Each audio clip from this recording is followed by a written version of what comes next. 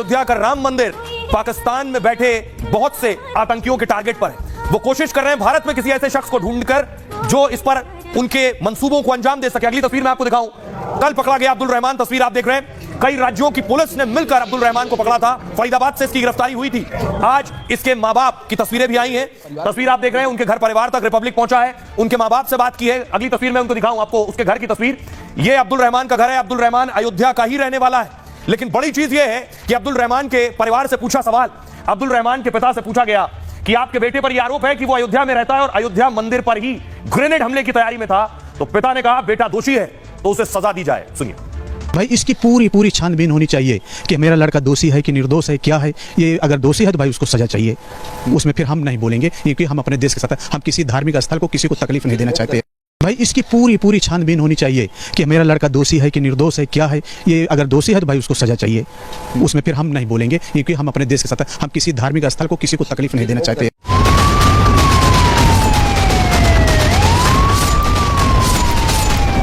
राम मंदिर पर हमले की पूरी तैयारी थी, लेकिन गुजरात एटीएस ने आईबी के साथ मिलकर आतंकी को दबोच लिया।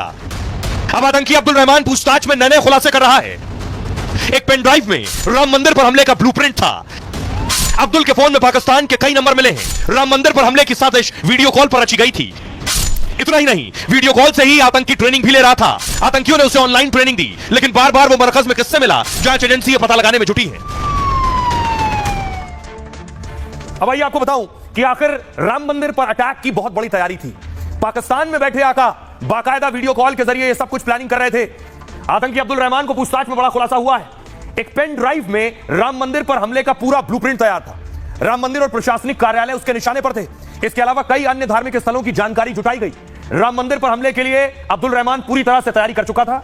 बहुत से व्हाट्सएप ग्रुप से जुड़ा था यह आतंकी। अब्दुल के फोन में पाकिस्तान के कई नंबर भी मिले। जांच टीम इन नंबरों की भी जांच कर रही है। कोडेड चैट को डिकोड करने में एक्सपर्ट्स की मदद ली जा रही है। अब्दुल की निशानदेही पर उत्तर प्रदेश के कई शहरों में छापेमारी भी हुई। मॉड्यूल से जुड़े अन्य संदिग्धों की तलाश भी की जा रही है। गुजरात एटीएस ने कल एक आतंकी को पकड़ा था। आतंकी का नाम अब्दुल रहमान है। इसके बाकी साथियों की तलाश है। फरीदाबाद के पाली गांव में इसकी गिरफ्तारी हुई। हैंड ग्रेनेड की डिलीवरी लेने यह फरीदाबाद गया था। वही हैंड ग्रेनेड उसे राम मंदिर पर चलाने थे। पाली में खंडर में छिपा हुआ था यह आतंकी और आतंकी के पास से 2 हैंड ग्रेनेड बरामद हुए। सुरक्षा बलों ने राम मंदिर पर हमले की साजिश नाकाम कर दी है। आइए आपको सुनवाता हूं, सुनिए जरा अब्दुल रहमान का परिवार क्या कह रहा है। परिवार कह रहा है उन्हें जानकारी भी नहीं थी बेटा क्या कर रहा था। सुनिए। तो भाई हम यही कहना चाहते हैं, अगर मेरा लड़का दोषी है तो भाई उसको सजा मिलनी चाहिए, लेकिन उसकी इंक्वायरी होनी चाहिए। भाई निर्दोष भी है, हो सकता है कि भाई उसको पूरा यानी इंक्वायरी होकर उसको फिर जैसा वो मामला उसको करना चाहिए। सबसे पहले हम अपने देश के खातिर हैं। हम यही सरकार को करना चाहते हैं कि हमारे लड़के को बाइज्जत बरी करिए। इंक्वायरी वगैरह कुछ हो, जांच कुछ हो, सब जांच हो जाए, जांच होनी चाहिए।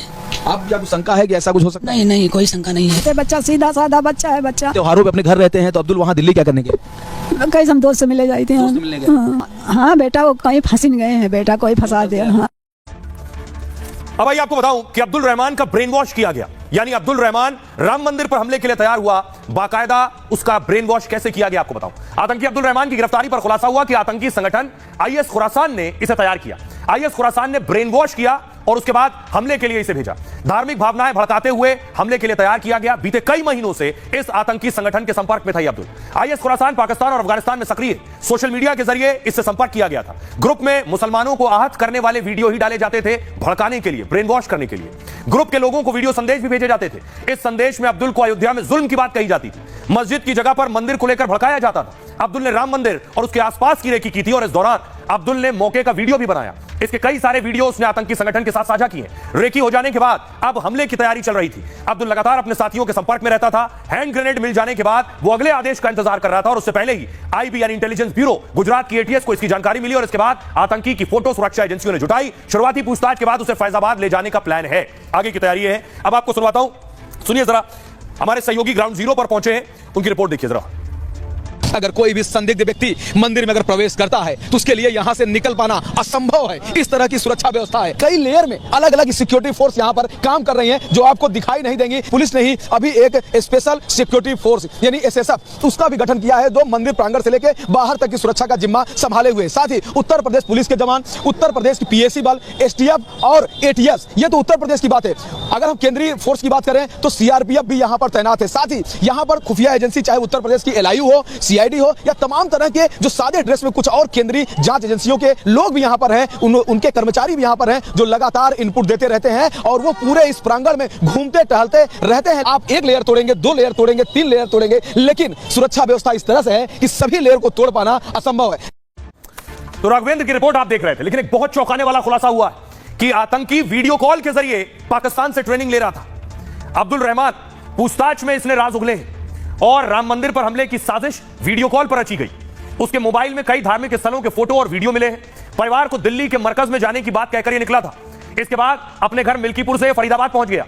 अब्दुल रहमान वहां नाम बदल कर रह रहा था, रुका हुआ था। उसका घर राम मंदिर से महज 36 किलोमीटर की दूरी पर है। 10 महीने पहले आईएसआईएस के खुरासान मॉड्यूल से जुड़ा। आतंकियों ने इसे बाकायदा ऑनलाइन ट्रेनिंग देनी शुरू की। दहशत फैलाने का पाठ वीडियो कॉलिंग के जरिए इसे दिया गया। मिल्कीपुर में अपनी दुकान से ही आतंक की ट्रेनिंग शुरू कर दी थी। ट्रेनिंग के दौरान अब्दुल रहमान को बहुत से काम दिए गए। जांच एजेंसियों को शक है कि रहमान के साथ कई और लोग भी जुड़े हुए हैं इसमें। करीब 6 महीने से अब्दुल का व्यवहार बदल गया था। वो दिन में रिक्शा चलाता, शाम को 4 से 5 लड़कों के साथ घूमता था। एटीएस ये पता कर रही है कि रहमान आतंकियों के संपर्क में कैसे आया। पिछले साल वो 5 महीने तक अलग अलग मरकज में किससे मिला है। इस साजिश में उसके अलावा और कौन कौन शामिल है, आइए अब आपको सुनवाता हूं।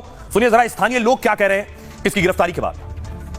यहाँ पुलिस करीब 11 बजे के आसपास उन्होंने 2 अपनी गाड़ियाँ गुजरात की जो एटीएस की टीम थी उन्होंने लगा दी थी और हम सुबह के टाइम यहाँ सैर करते हैं। हमें इस कमरे में बंद था हुआ आतंकी, किसी को नजर नहीं आया, सिर्फ उसकी लोकेशन थी और लोकेशन के आधार पर ही गुजरात की जो फोर्स थी वो लगी हुई थी। उसके पास 2 हैंड ग्रेनेड थे, पिस्टल थी और बारूद वगैरह सामग्री थी जिससे विस्फोटक सामग्री होती है।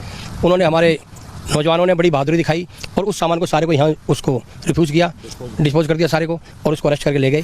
तो शाम के टाइम जिसमें जा आके छिप के लेट गया, वो इसमें छिपा हुआ था। तो सारे आदमी सिविल में थे, कोई वर्दी में नहीं था, किसी से कोई बातचीत नहीं कर रहे थे, चुप अपना काम कर रहे थे। बॉम्ब डिस्पोजल टीम भी आई थी, बॉम्ब टीम बस एक उसमें आया था, जस्ता था पूरा अलग से ही, उसमें फिर यहाँ डिस्पोज किया। बधाई पात्र हैं वो प्रशासन ने जो काम किया है, बधाई पात्र हैं। तो आप उन लोगों को सुन रहे थे जिनके सामने गिरफ्तारी हुई है अब्दुल रहमान की। अब देखिए अब्दुल रहमान को पलवल में रखा गया पुलिस लाइन में, वहां से हमारे सहयोगी की रिपोर्ट देखिए। पुलिस लाइन पलवल के अंदर एक सेफ लोकेशन पे अब्दुल रहमान को रखा गया है और उससे इंटेरोगेशन जो है वो यहाँ पे की जा रही है। पुलिस ये पता लगाने की कोशिश करे कि आखिरकार अब्दुल रहमान फरीदाबाद क्यों आया था, क्या उसका मकसद था फरीदाबाद आने का, किस हैंगर के कहने पे यहाँ पे आता है, जब उसके पास से जो है 2 हैंड ग्रेनेड भी बरामद किए जाते हैं। तो इन तमाम बातों के जो जवाब है वो हासिल करना चाह रही है पुलिस, क्योंकि अभी की पूछताछ में उसके मोबाइल फोन से जो है कुछ ऐसा डाटा जो है पुलिस को मिला जिससे कहने का ये बात साबित है कि किसी मिशन के लिए ही वो अपने घर से बाहर निकला था।